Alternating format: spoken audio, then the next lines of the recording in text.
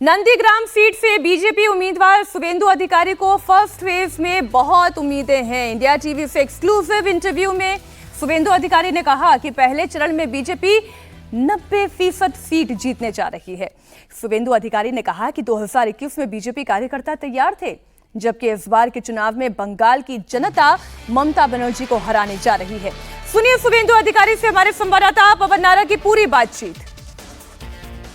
इस वक्त हम नंदीग्राम में मौजूद हैं और नंदीग्राम में हमारे साथ शुभेंदु अधिकारी हैं जो पोल डेट से पहले अपना आकलन करने के लिए आए हैं। दादा, 21 के चुनाव में और 26 के चुनाव में फर्क क्या है? 21 में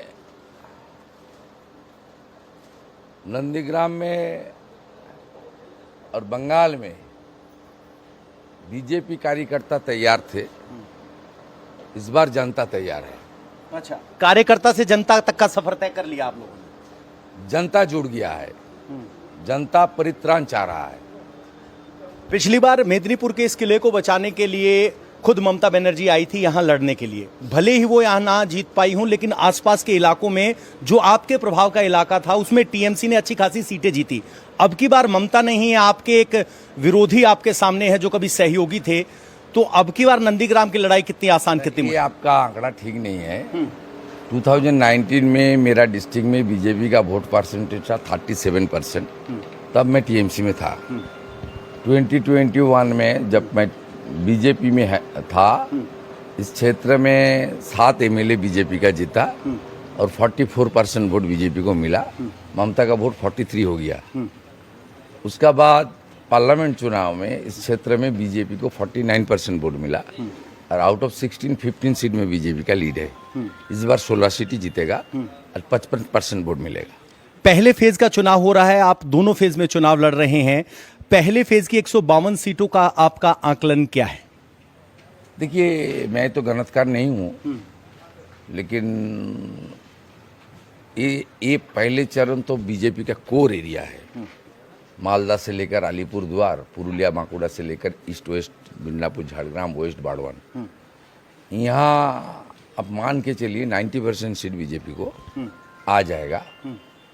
कुछ मुस्लिम बहुल सीट है, वहाँ भी टीएमसी के जितना मुश्किल है, दूसरा पार्टी जीत सकता है। और बाइफर्केशन ऑफ द वोट का उसमें बीजेपी को भी जो हमारी खास वोट बैंक है, सनातनी वोट बैंक, आदिवासी वोट बैंक, को लेकर हम भी कुछ अप्रत्याशित सीट भी जीतने वाला है। ये सब मिला के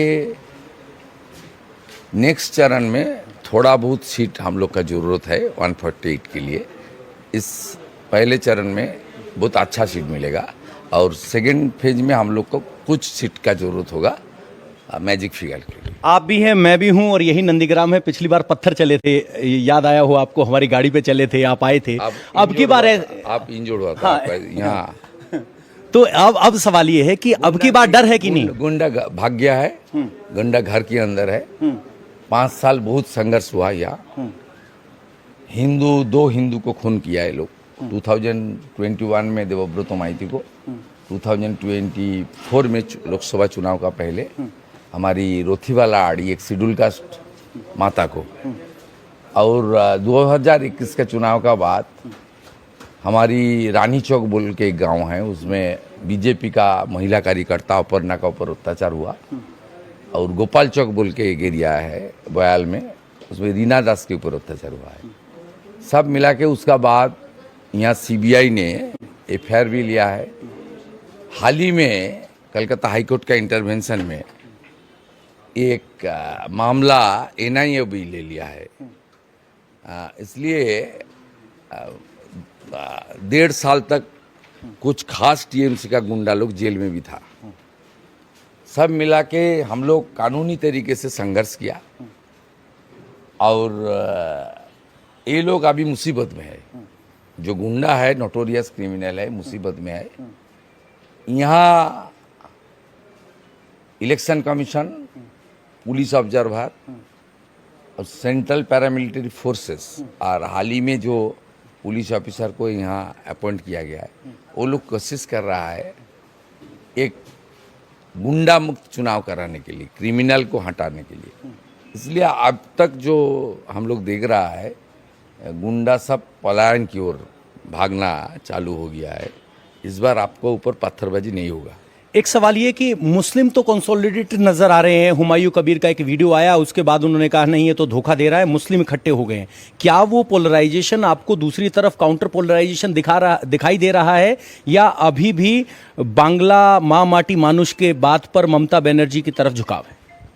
नहीं, देखिए, यहाँ भारतीय संस्कृति, बंगाली संस्कृति, सनातन संस्कृति को रक्षा करने का लड़ाई इस बार हो रहा है। इस बार भाषा के नाम पर, जातों के नाम पर कोई बांटने वाला नहीं है, जो ममता बनर्जी का चक्कर पिछले बार थे। और आप मान के चलिए, ममता बनर्जी का और उनका जो संरक्षण में हाई अपीचमेंट पॉलिटिक्स, इसमें कोई बंगाली संस्कृति, भारतीय संस्कृति का सवाल ही नहीं है। अरबी संस्कृति और उर्दू लैंग्वेज को थोपने का काम कर रहा है। यहाँ बांग्ला भाषा, बांग्ला स्वाभिमान और भारतीय संस्कृति का कोई सवाल नहीं है। ममता बनर्जी अपने भाषण में 4-5 बार अल्हम्दुलिल्लाह, इंशाल्लाह, खुदा हाफिज, ये सब तो बंगाली भाषा नहीं है, ये सब लैंग्वेज यूज करता है। उनका भाषण चला के देख लीजिए ना। इसलिए यहाँ जो लड़ाई है, भारतीय संस्कृति, बंगाली संस्कृति को रक्षा करने का लड़ाई है। अरबी संस्कृति और बोरखा संस्कृति, ये संस्कृति का खिलाफ बंगाली माँ बन आगे आकर लड़ रहा है।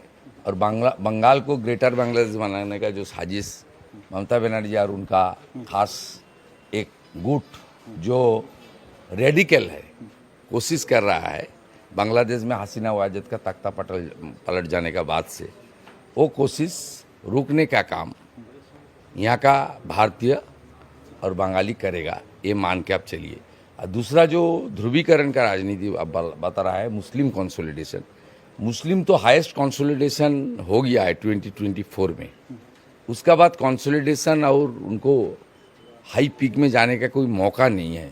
लेकिन आप मान के चलिए, इस बार पूरा के पूरा मुस्लिम वोट ममता बनर्जी को नहीं मिलेगा। आप इस क्षेत्र में नंदीग्राम में देख लीजिए, मैं पिछले बार ओनली 400 वोट मिला था मुस्लिम मुझे आउट ऑफ 64।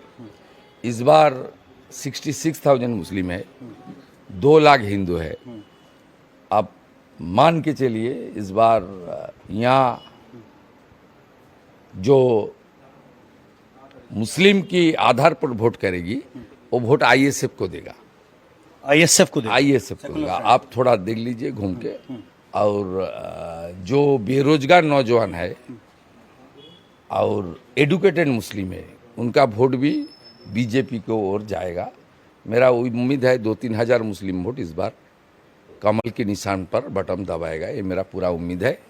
और ख़ास करके यहाँ आपका नंदीग्राम में टोटल 30,000 माइग्रेंट लेबर है। इसमें भर के आ रही हैं गाड़ियाँ, देखी हमने। इसमें 12,000 मुस्लिम है और 90% ये मुसलमान बीजेपी रूल स्टेट में कमाई करता है। जैसे महाराष्ट्र में 3,300 है। अच्छा, आपने एक एक मैप करके रखा है। गुजरात में 1,100 है, उड़ीसा में 800 है। ये लोग तो बता रहा है आकर यहाँ, जब हम लोग कमाई कर रहा है बीजेपी रूल स्टेट में, कोई डांडा नहीं चल रहा है, कोई डिटेंशन कैंप नहीं है, कमाई कर रहा है बीजेपी रूल स्टेट में और भेज रहा है ममता की बंगाल में। आप सनातन के पोस्टर हो, आपको मुस्लिम वोट क्यों देंगे? आप तो खुले तौर पर मुसलमानों को निशाना बनाते हो, सवाल उठाते हो। नहीं, जो रेडिकल है उसके खिलाफ मेरा लड़ाई है। जामात जो भारतीय संस्कृति का साथ जुड़ा नहीं है। जैसे हम लोग का कल अमित शाह जी यहाँ बगल में जो सभा था, बहुत बड़ा सभा हुआ, वहाँ उन्होंने बता दिया हम लोग आएगा तो बाबरी मस्जिद नहीं बनेगा।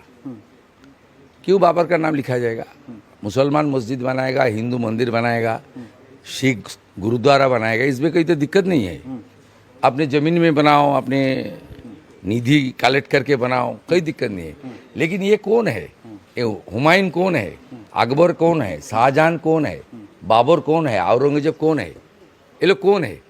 ये तो लूटने के लिए हमारे देश में आया, मंदिर तोड़ा, कन्वर्सन किया, रिलीजियस कन्वर्सन किया, धर्मांतरित करने का काम किया और हमारी माँ, बेटी, बहन सबके ऊपर बलात्कार किया, अत्याचार किया। ये लोग का नाम निशान हम लोग नहीं लिखने दूंगा। एसआईआर में अब की बार 90 लाख जब वोट कटे तो ममता दीदी ने कहा कि 62 लाख तो हिंदू हैं, 28 लाख है मुस्लिम है, उसमें भी हिंदू मुस्लिम का आंकड़ा ढूंढ दिया, उसका क्या असर रहेगा? उसका थोड़ा गलत फहमी हो रहा है। इसमें डेथ वोटर है, डेथ में तो हिंदू भी है मुसलमान भी है, फेक वोटर है, इसमें हिंदू भी है मुसलमान भी है। इसमें डबल ट्रिपल एंट्री है, एक आदमी का नाम कुचबिहार में भी है, मालदा में भी है, कलकत्ता में भी है, मिर्जापुर में भी है, और उसका बाद फाइनली बांग्लादेशी घुसपैठिया है मुसलमान। इसलिए हिंदू मुस्लिम बाइफरकेट करने का कोई जरूरत ही नहीं है। और जितना fake death double triple entry voter Mamata Banerjee police के सहारा लेते हुए इसका वोट पिछले टाइम भी कराया अपने पक्ष में। ममता बनर्जी के इस बार ये fake death double triple entry और बांग्लादेशी घुसपैठिया का वोट डालने का कोई मौका इलेक्शन कमीशन नहीं दिया है। इसलिए Mamata Banerjee tata bye by.